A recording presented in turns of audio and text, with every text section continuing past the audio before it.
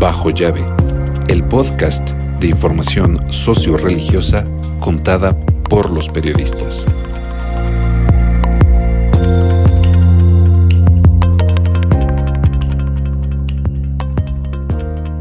¿Qué tal, amigas, amigos de Bajo Llave? Sean bienvenidos, bienvenidas a una emisión más de su podcast de información socio-religiosa. Como cada semana tenemos la grata compañía y las palabras de María Eugenia Jiménez. Hola amigos, ¿cómo están?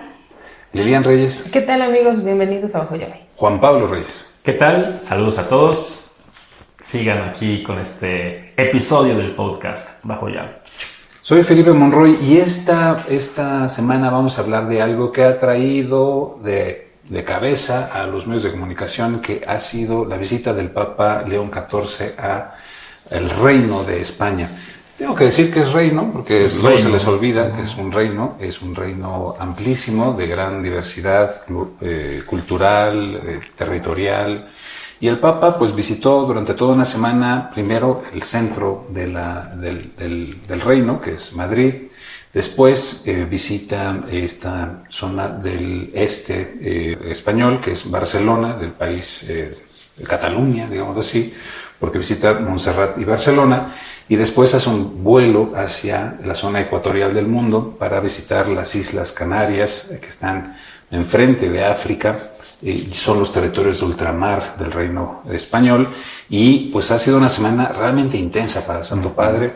Ha habido una cantidad de eventos muy significativos en los tres lugares a los que ha visitado el Santo Padre, y pues merecen, yo creo, que una fuerte revisión, ¿no? ¿Qué es lo que nos deja la visita del Santo Padre León XIV en el Reino Español? Hay muchos personajes, hay muchas historias, hay muchos temas que abordar, y pues también nos pone en perspectiva de lo que pudieran vivir otros países con una potencial visita del Papa. Francia está ya en el horizonte para recibir al Papa, y la pregunta que nos haremos, yo creo que al final, ¿México estará o no en estos horizontes? Bueno, ¿ustedes cómo vieron la visita del Papa? Fue una visita, creo yo, llena de anécdotas, curiosidades, frases impactantes del Papa. Yo aún sigo definiendo con cuál me quedaría, porque creo que todos sus discursos fueron muy llamativos. Creo que yo me quedaría con los que dio relacionados con la migración. Okay. ¿No? Y también con algunos sobre la juventud en esta vigilia impactante que hubo. Obviamente la histórica procesión de Corpus Christi en las calles de Madrid, ¿no? Pero ¿qué vino a decirnos el Papa León XIV a una España polarizada? Podemos decir, secularizada, con un mensaje directo sobre el tema legislativo en el Congreso de los Diputados, siempre en favor y en protección de la vida humana, desde la fecundación hasta la muerte natural, ¿no? Entonces, creo que hay una llamada urgente a la cultura del encuentro, y un llamado fundamental al respeto a los derechos de los migrantes, a los derechos de la vida humana, a los derechos de la persona, ¿no? Sí. Creo que nada fuera de contexto de lo que dice el Evangelio. Ahí podremos decir que pues no hay nota, ¿no? O sea, habría nota si se fuera en contra. Pero aquí no veo nota en ello. Sobre todo, eso sí, en el punto de que lo dijo, en el punto neurálgico de las legislaciones actuales que rigen a España y a gran parte de Europa, que fue el Congreso de los Diputados. Sí, a mí eso fue uno de los discursos que más me gustó del Papa Francisco. Del Papa León XIV. Sí. Fue uno de los mejores discursos que yo... El Papa Francisco ni peló España, ni pero el Papa León XIV lo citó en varias ocasiones, en sus discursos, en sus homilías. Recordó mucho los pronunciamientos del Papa Francisco. Ahí con los congresistas españoles les recordó cuál era la misión de ellos realmente, ese establecimiento de leyes a favor de la dignidad de los humanos. También les recordó atender a los migrantes. Ese fue un tema presente en todas las participaciones del Papa León XIV, la migración. Es un tema que a él se le ve que realmente le preocupaba, ¿no? Yo veo esta visita del Papa León XIV como una visita, como que es en la que él inicia realmente su pontificado.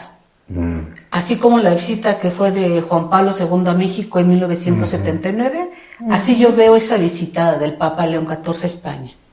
Esa organización tan soberbia, muy bien hecha la organización, por cierto. Sí, toda esta gente que España. fue a ver, esos millones de españoles que se dieron cita para estar presente en todos estos días, que fue una visita larga, ¿no? Sí. De varios días, y que todo lo llevó. Y Todo. sus mensajes fueron potentes. Sí.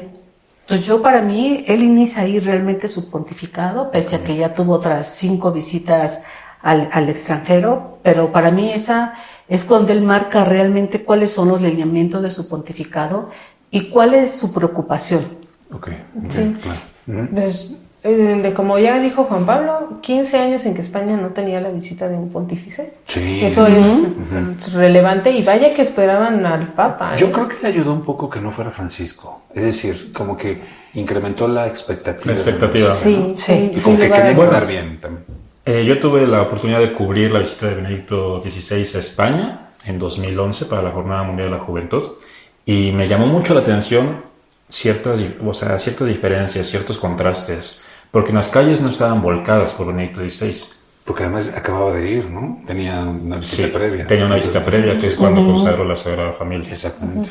Entonces ahora en Madrid en ese entonces, yo iba por las calles grabando, etcétera, porque ya aparte mi camarita, no era tanto con los teléfonos, ¿no? No era tanto la calidad. Y veía en las vallas poca gente, a diferencia de los que se vieron ahora a través de los medios de comunicación. Bueno, es que el Papa Benedicto XVI no era carismático. Y era la ¿no? JMJ, ¿no? O sea, eso sí, vi más ambiente en las calles relacionadas con la Jornada Mundial de la Juventud que ahora aquí en México con el Mundial. Salvo algunas cuestiones de fiesta, ¿no? Sí, sí, sí. Sí, pues el Papa Benedicto XVI, como les comentaba, no era carismático, ¿no? No se ve a este Papa como el actual, ¿no? Este Papa se ve jovial, muy cercano a la gente. Hubo varias situaciones en donde él saluda a los niños. Esta explicación que le hace esta chica, esta niña de 13 años, Valentina, esta niña que es invidente, que le hace toda esta explicación de la Torre de Jesús, de la Sagrada Familia. Creo que eso es algo que también les impactó, ¿no? Sí. Pero yo lo que quería destacar también era este lema de la visita: alzad la mirada.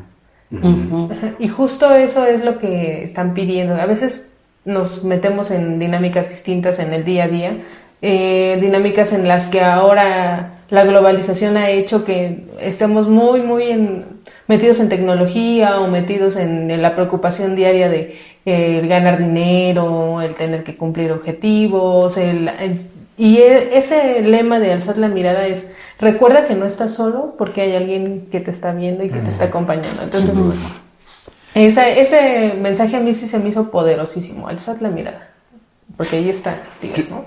Yo no por criticar, pero sí como para moderar un poco el entusiasmo. Creo que sigue habiendo esta España como tradicional, en donde quizá el espectáculo sobrepasa lo estructural, ¿no? Es decir, hubo una cantidad de famosos, muy famosos, Muy famosos, sí. que estuvieron involucrados en los momentos más relevantes de la visita del Papa, ¿no? Como si los famosos representaran la realidad española, ¿no? Y esto en Madrid me pareció así como muy simbólico, no solamente por los reyes y por el presidente del gobierno español, Pedro Sánchez, sino también por los grupos políticos que querían ser los protagonistas de esta visita, ¿no? Pongo en particular a Irene Montero y el grupo parlamentario de Nacionalismo Gallego, que dijeron, ¿cómo va a ser posible que en el recinto sagrado de la democracia, la pluralidad y la diversidad y la política, que es las Cortes, cómo vamos a ir a escuchar a un líder religioso? Y Irene Montero preguntaba en sus TikToks y lo demás, es como si fuéramos a escuchar al ayatollah, ¿no? en el Congreso. Es decir, querían ser como los protagonistas de esta visita, y de hecho lo fueron. No quiere decir que esté mal, porque además también revelan estas grandes tensiones que existen en la polarizada España. Antonio Banderas también fue uno de los personajes más visibilizados. Y hay que recordar, pues, es un actor y pronunció extraordinariamente bien un discurso que no sabemos cuántas veces haya tenido que practicar o ensayar como buen actor que es. Pero estas cosas como que no opacaron otro sentimiento que sí hubo, ¿no? El tema de los jóvenes. A mí me quedó muy grabado el hecho de que en la vigilia de oración, es el día en que los jóvenes iban a estar esperando al Papa, ese mismo día había partido del Real Madrid, había concierto de Bad Bunny, había una fiesta taurina en la Plaza de las Ventas.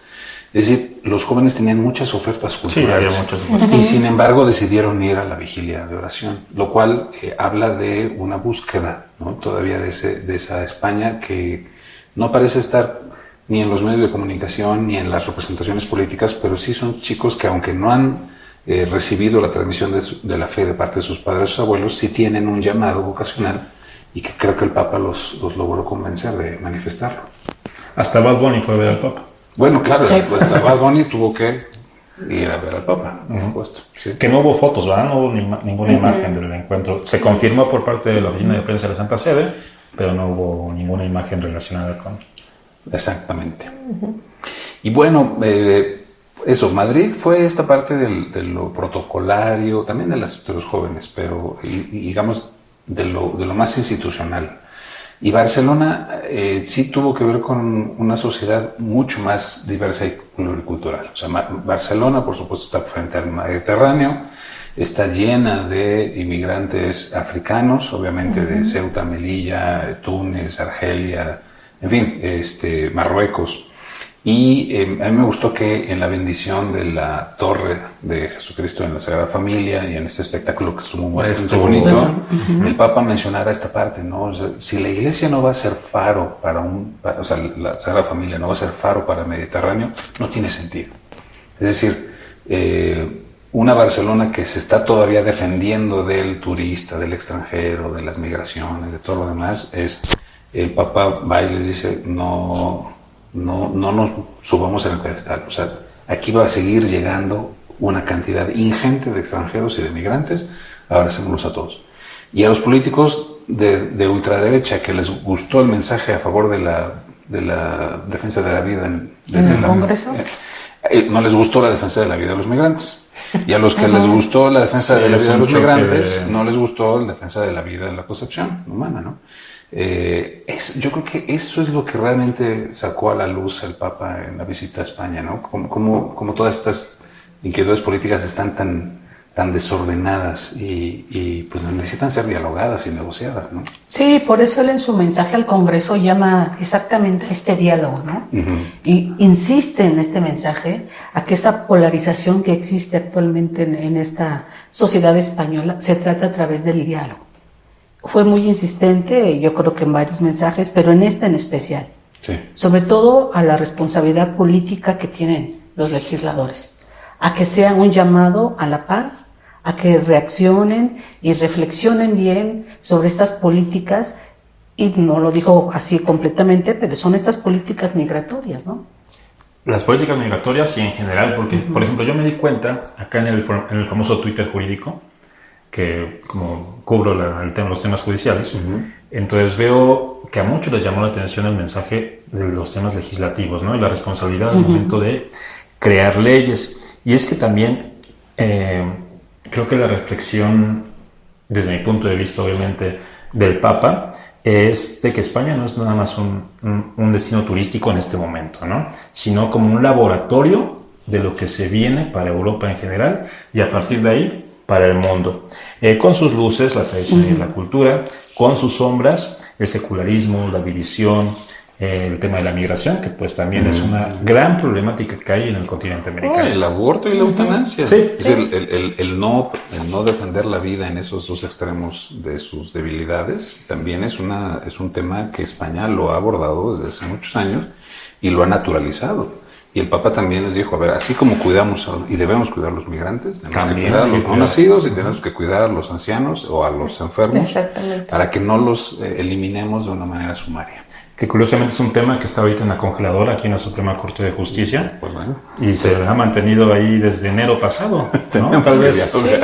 Y otro tema que tocó también el Papa fue la libertad de conciencia, ¿no? Sí, Y claro. la libertad religiosa. Claro. Sí. Pero esa de la libertad de conciencia va muy de la mano con lo del aborto, con la eutanasia, ¿no? Pero él sí defendió esta libertad religiosa. No, y la conciencia, porque imagínense, en realidad creo que una de las grandes tensiones del mundo entero y particularmente en Europa, y que desde allí se transmite a todo el mundo, es cuáles son las nuevas categorías de derechos humanos, ¿no? ¿Cuáles son las nuevas fronteras de los derechos humanos? ¿Cuáles cosas sí consideramos ahora que son derechos y cuáles ya no? Y Europa está, llegan esos derechos. Y Europa, exacto, hasta dónde llegan. Y si Europa está muy, muy contrariada, es decir, si está muy confundida, imagínense todo lo que pasa alrededor del mundo, ¿no? Que nosotros volteemos a ver a Europa. Y esto es otro de los temas que yo quisiera que ustedes lo dialogáramos. Obviamente la visita del Papa, les voy a decir con claridad, la visita del Papa a España no me pareció tan potente como la visita del Papa a África. A mi gusto, ni sus discursos fueron tan potentes, ni los riesgos que asumió en España fueron los mismos riesgos políticos, ideológicos, etcétera, que asumió en África. Pero en realidad, pues nadie voltea a ver a África. No tenemos ni el mismo volumen de corresponsales, ni de informativos, ni de agencias, y nos pasó casi de noche. Aquí lo comentamos. Aquí lo comentamos, aquí sí lo comentamos. Sí, aquí sí lo comentamos. Pero el mundo está diciendo, es que España, qué bueno que se está visibilizando, pero en realidad una de las críticas que creo que justamente al final hizo León desde las islas de las Canarias, que además nadie ya pelamos porque todos estamos con un ojo en el mundial, Sí. fue justamente eso. O sea, el sur global tiene una voz que no está siendo replicada en los grandes centros de toma de decisiones, ni en la ONU, ni en el Congreso de Europa, por supuesto, ni en en los grandes tomas de decisiones del norte global. Y ahí creo que hay una cosa que nosotros los mexicanos tenemos que ver, porque nosotros somos sur global, estamos en el hemisferio norte, pero la verdad es que somos estamos marginales. Sí, la verdad. Sí. Es que esta visita a España la considero como que es el mensaje para Europa, ¿no? En general. Porque todos los mensajes que dio es así como, no nada más es España, ¿no? Sino es Europa. Todas estas guerras que se están dando, todos los llamados que él hizo a favor de la paz, la conciliación, de respetar a los migrantes, de respetar los derechos humanos. O sea, todo esto yo creo que más bien no fue un mensaje de España, sino es un mensaje para toda Europa, pues que está secularizada, ¿no? Que cada vez hay menos vocaciones, hay menos sacerdotes, se está perdiendo el número de fieles. Entonces él va también a eso, pues a rescatar toda esta tradición católica, ¿no? Y ojo, también el Papa puso mucho énfasis en dos derechos: el derecho a migrar y también el derecho a no migrar, ¿no? Sí, sin duda alguna, sí. Y la responsabilidad de las autoridades a garantizar una calidad de vida buena para todos sus ciudadanos, ¿no? Que eviten este problema o, bueno, esta situación que es la migración. Yo quisiera destacar dos cosas. Primero, que fue un mensaje muy global y muy dirigido a los sectores. Pudo escuchar desde una niña, como ya mencionó Maru, a la chica que le explicó la composición de la torre, pero también dialogó con una niña de 6 años. Una niña de 6 años que le preguntaba, ¿por qué mi papá se preocupa porque no llegó a la quincena? ¿Por qué mi papá se preocupa? Por las cosas cotidianas, por las cosas que nos preocupamos todos. Y le respondió de una manera en que la niña pudiera entender la dimensión de lo que le quería explicar. Pero también habló con los jóvenes y también habló con los adultos y habló con los más ancianos, o sea, con las personas de mayor edad, que les dijo, ustedes no tienen por qué sentirse olvidados o sentirse marginados. Entonces, ese mensaje dirigido a todos los sectores me parece que es de un papa que sabe dirigirse a su pueblo completo. O sea, no estamos hablando de dirigirnos solo a un sector. Ahora retomó muchas cosas de la encíclica, por ejemplo, en el mensaje para los jóvenes, les volvió a decir que la tecnología dice muchas mentiras o muchas fake news, ¿no? Y que les dijo, cuando tengan duda de algo, pregúntense ustedes y acuérdense de Dios, porque Dios es verdad. Entonces, ese mensaje también es así como de, al final del día, si ustedes vienen y se acercan a la religión, van a tener una respuesta a algo reconfortante para decir, y no perderse en todo lo que es ahorita la inteligencia artificial y toda la modernidad tecnológica, ¿no? Sin duda. Y yo creo que tocas un tema bien importante. Creo que León XIV es un buen comunicador. Sí, sabe. Incluso en algunas cosas que pudieran a los periodistas parecernos un poco rancias, pero que toman sentido dependiendo del lugar. Por ejemplo, todo el mundo ha hablado en los últimos 10 años de una España sin hijos, ¿no? Sí. Una de las sociedades con índices de natalidad más bajos de Europa y del mundo. Y sin embargo, una de las cosas que más se mostró fueron los bebés que le llevaron al Santo Padre a bendecir y a saludar. Entonces, ahí hay un signo de comunicación muy potente sobre la demografía española, ¿no? Pero otros, por ejemplo, el tema de los niños, el lenguaje de los niños. Fue viral el tema de que el Papa hace el Six Seven. Comprender lo que es el Six Seven, a mí me costó mucho trabajo. Pero además hacerlo con naturalidad frente a las multitudes de jovencitos que entienden muy bien qué quiere decirles. Y en los discursos también su manera de no ser academicista, ¿no? Sino ser muchísimo más aterrizado, coloquial. Convenció mucho a la sociedad española. Creo que es un gran éxito. También los diputados españoles, cuando estuvo en el Congreso, una legisladora de Cataluña le dijo, no se olvide de hablar en catalán cuando vaya a Cataluña. Y lo tomaron a mal realmente varios medios, pues bueno, hombre, ¿no? Ya está hablando español, que ni siquiera es su lengua materna, pero bueno, entendemos. Y sí habló en catalán. Y sí hizo sus homilías en catalán, y esto reivindicó una cosa que es importante.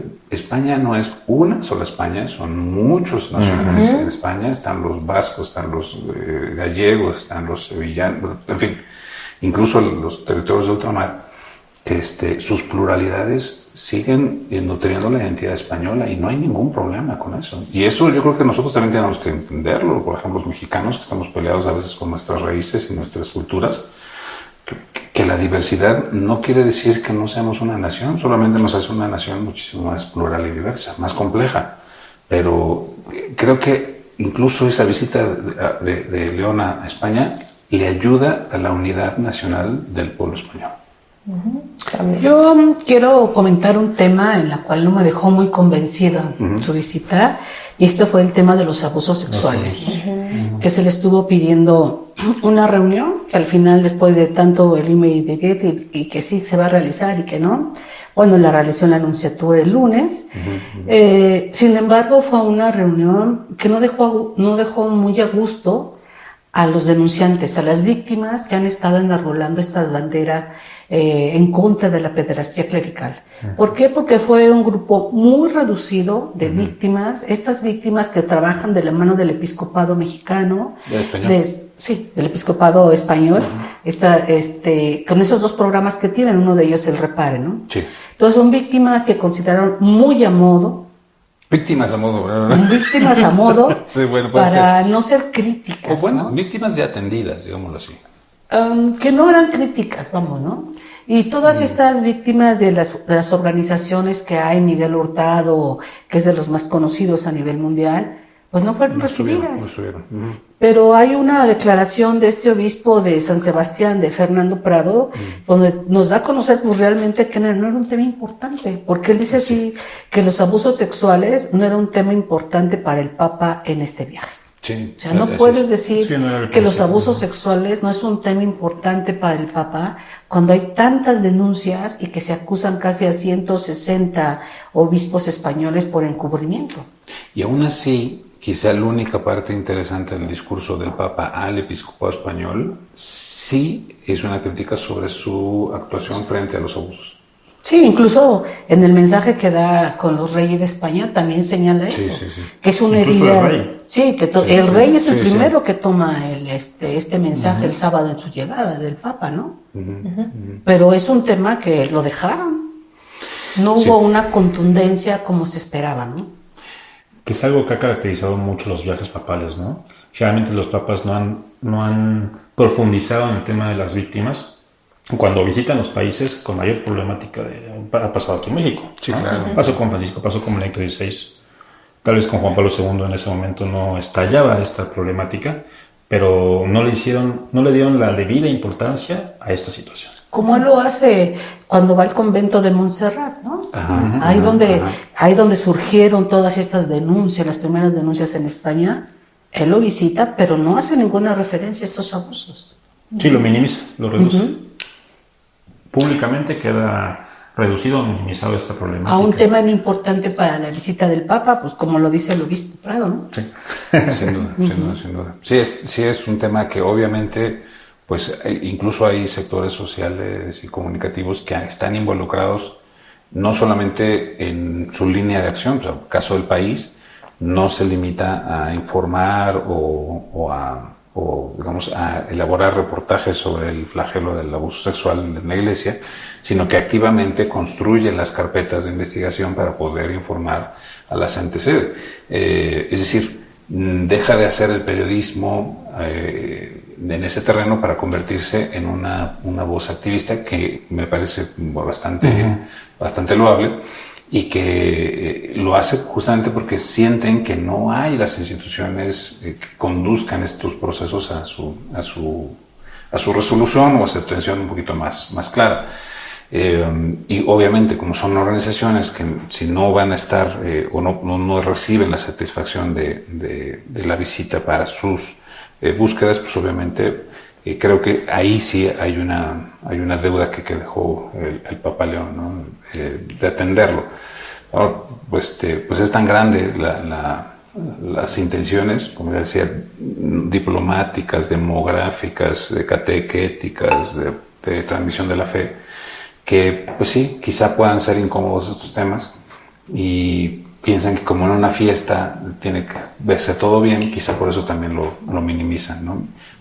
Pero ciertamente creo que es una deuda que ahora a ver cómo se trata de resolver, porque esto no para solamente metiéndolo debajo de la alfombra. Tienes que enfrentarlo y a veces mirarlo de frente va a ser muy duro. O a lo mejor para los obispos españoles creen que al haber firmado un protocolo con el gobierno español para reparar a las víctimas y una lista que tienen, pues no. creen que ya cumplieron y por eso minimizaron el tema, ¿no? ¿En qué otra cosa les llama la atención de la visita? Y ahora lo que comentaba hace un momento Vivian, ¿no?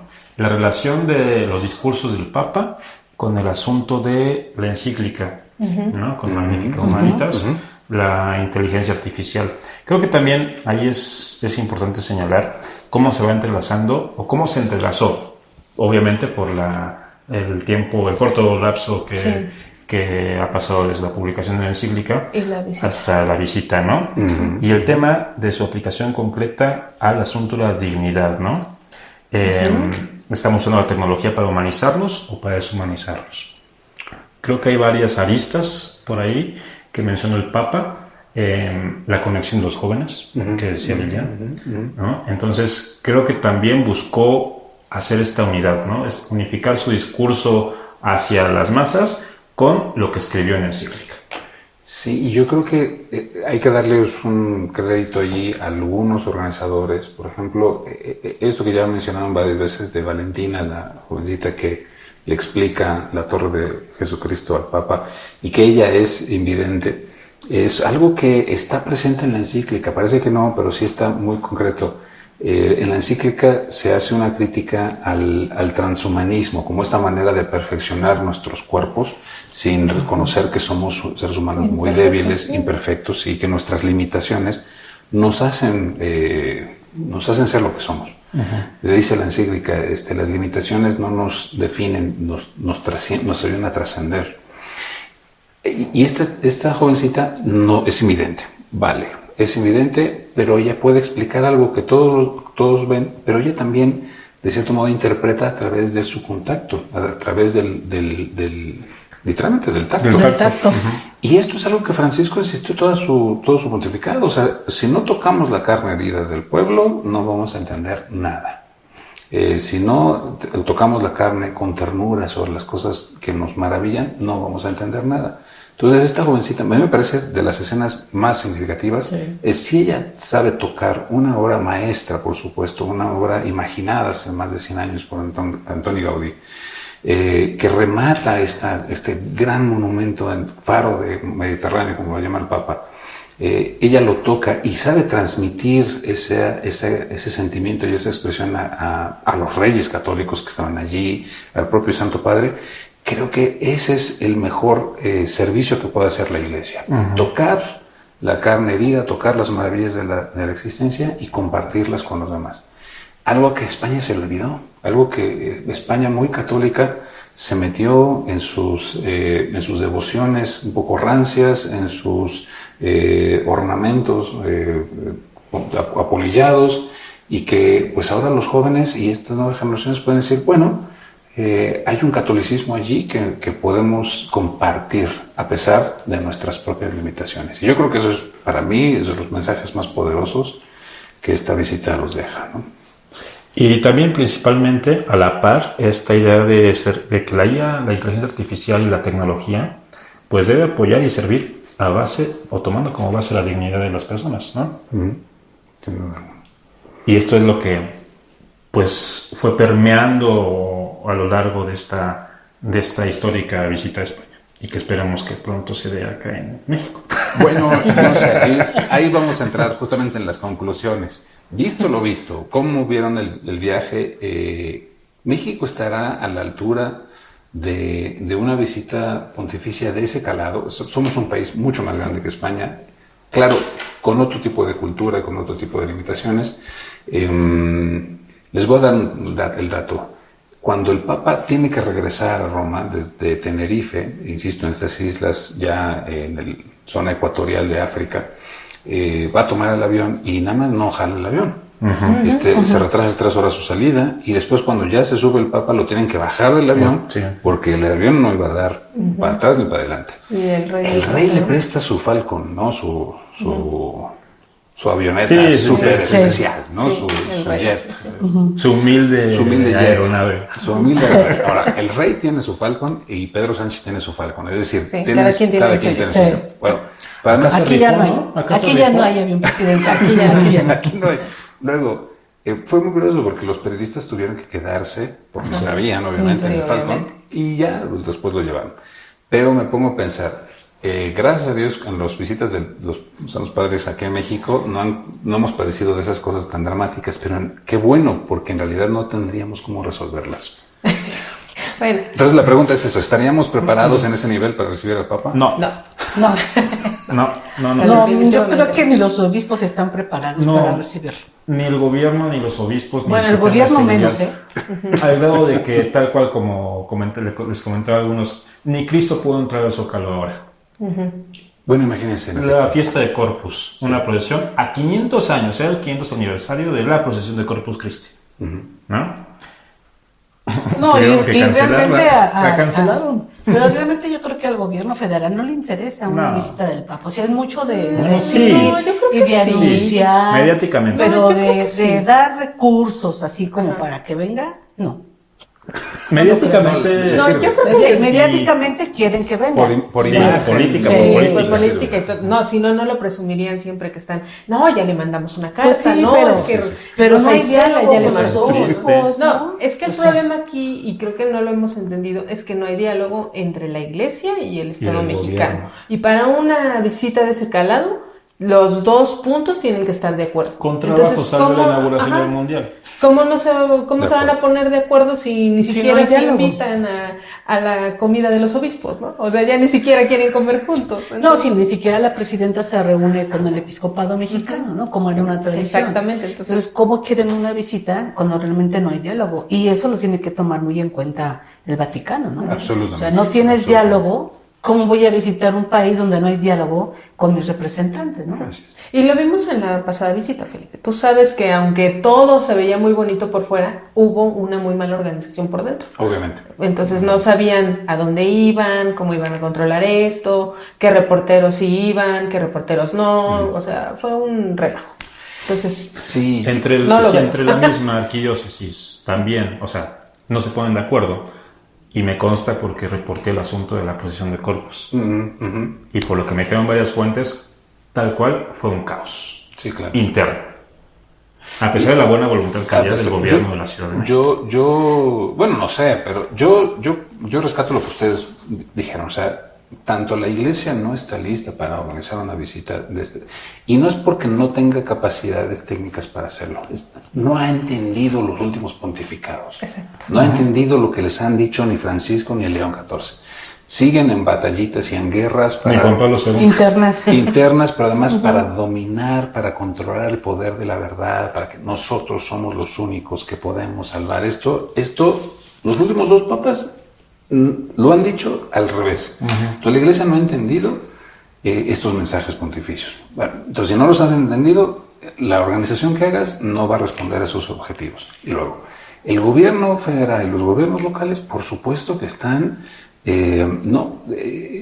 folclorizaron la dimensión religiosa y piensan que lo religioso es un ornamento del folclore mexicano.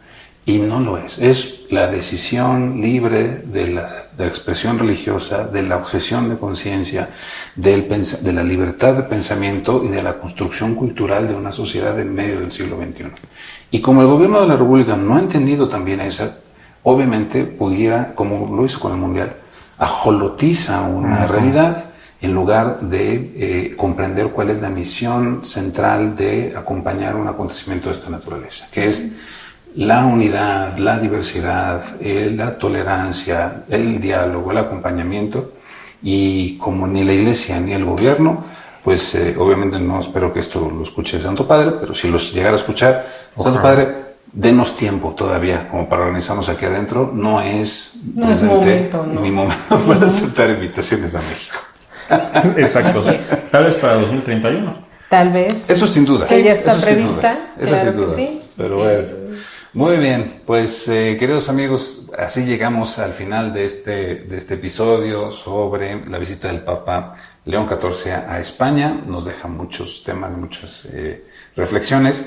Pues quédense con nosotros, como siempre, tendrán cada semana un tema para que compartamos y dialoguemos. Están invitados, por supuesto, a participar a través de las redes sociales y en sus comentarios, pues síganos y compártanos también con sus amistades. O con sus enemigos, pero compártanos. Juan Pablo Reyes.